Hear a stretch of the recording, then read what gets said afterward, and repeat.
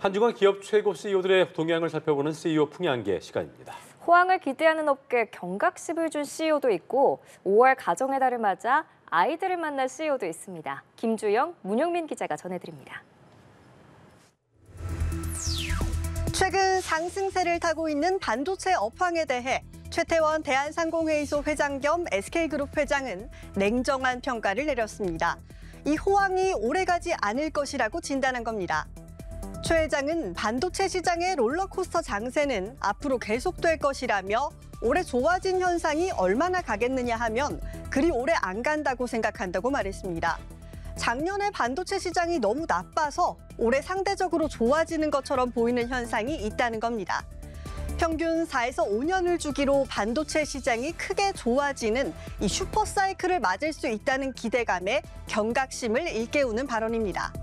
최 회장은 반도체 산업에 투자를 계속하긴 해야 하는데 얼마나 더 투자해야 하고 얼마나 더 잘 갈 거냐 하는 것은 업계에 남아있는 숙제라며 어려움을 토로했습니다. 배터리 업황에 대해서는 전 세계적으로 ESG, 기후변화 등이 퇴조하고 있는 추세지만 결국 배터리 대세 국면이 장기적으로 돌아올 것이라며 긍정적으로 전망했습니다.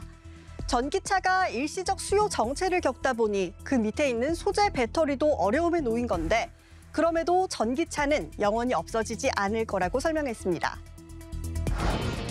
5월은 가정의 달이죠.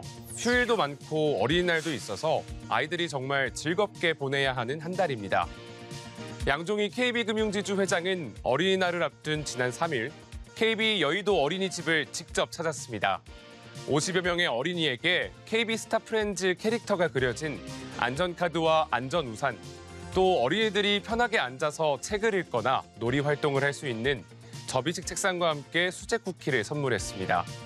양 회장은 미래의 희망인 어린이들이 언제나 즐겁고 건강하길 바란다며 어린이들이 항상 행복하고 마음껏 꿈을 펼칠 수 있는 세상을 만들기 위해 노력하겠다고 말했습니다. KB금융은 임직원들이 늦은 시간까지 안심하고 아이를 맡길 수 있도록 KB국민은행, KB손해보험, KB국민카드 등 3개 계열사가 직장 어린이집을 운영하고 있습니다.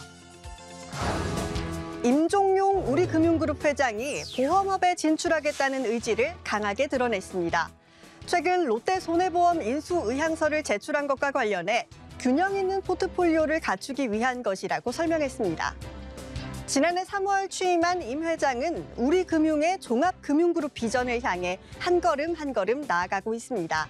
지난 3일 우리종합금융과 한국포스증권 합병 결의를 통해 증권사 출범 첫 발을 떼자마자 보험사 인수까지 밝힌 겁니다. 그동안 우리금융은 국내 5대 금융그룹 중 유일하게 증권보험 계열사를 갖고 있지 않았습니다.